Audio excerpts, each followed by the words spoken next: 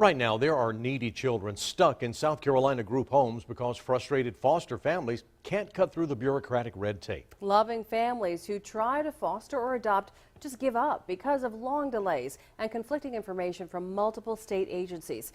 Now, investigative reporter Gordon Dill has new information that may change the adoption process statewide.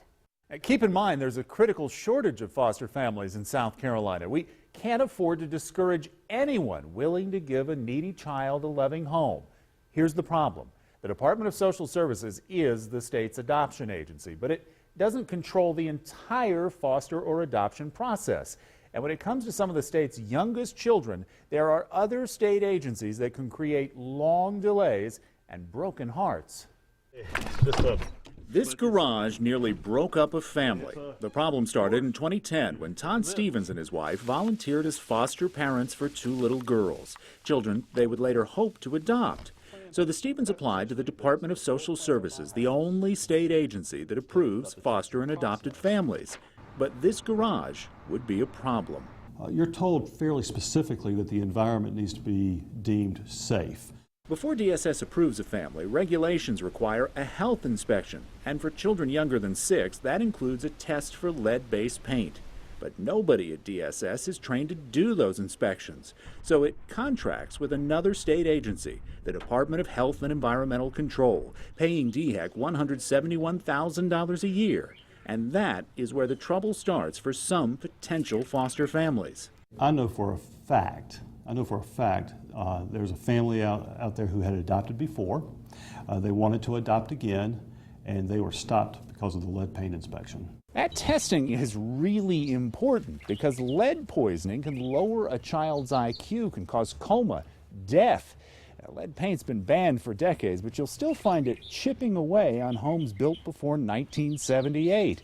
Fixing it is relatively easy, unless you're trying to adopt a child.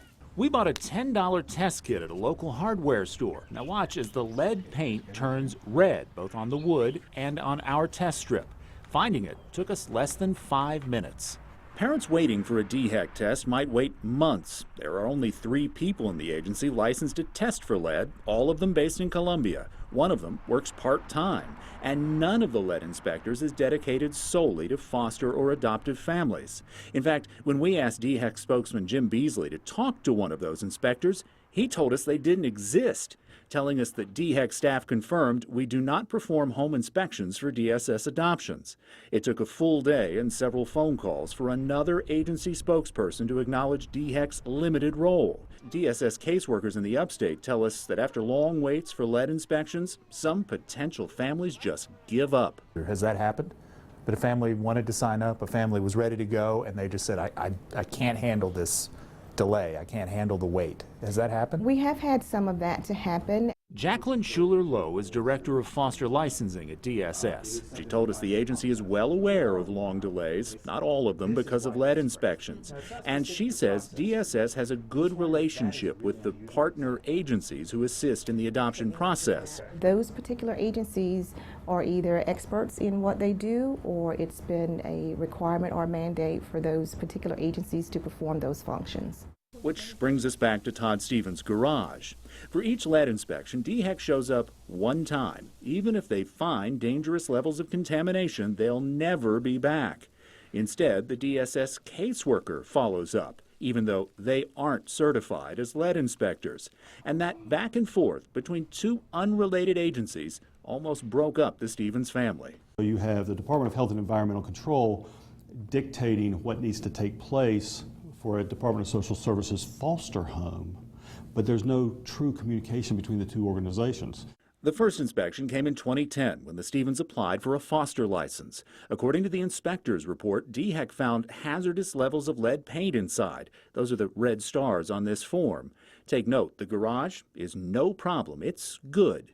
The Stevens say they spent thousands of dollars to fix the inspection issues, and DSS certified them as foster parents in 2012. A year later, when they tried to adopt those very same kids that DSS had already placed in the home, the lead inspections started from scratch.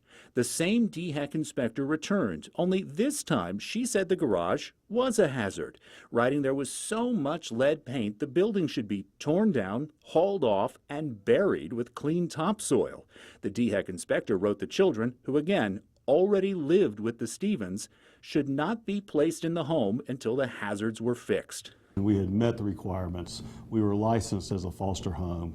And then while the children are in our care, we had other levels of investigation. Senator Mike Fair is chairman of the state's Joint Citizens Committee on Children.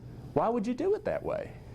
I don't have an answer for that, but I will. He told us he was already aware of problems with the state lead inspections and that some families would be delayed or quit the adoption process because of the interagency confusion. If the paint is found, for example, then it might be 4 months. And the garage? It's still standing. And despite the DHEC inspection, DSS certified the Stevens to adopt 5 years after they signed up as South Carolina foster parents. When we took our findings to Senator Mike Fair, as you just heard, he promised to hold hearings to get to the bottom of these delays. Well, now we can report those hearings are already underway. Just last night, lawmakers met with representatives from both agencies. Senator Fair told me this morning they've already started working to solve the interagency delay. And, of course, we promise to make sure that happens. DSS is also working on what they call a business process redesign. They say they'll make sure to request DHEC inspections sooner so that willing families aren't waiting quite so long for the paperwork to clear.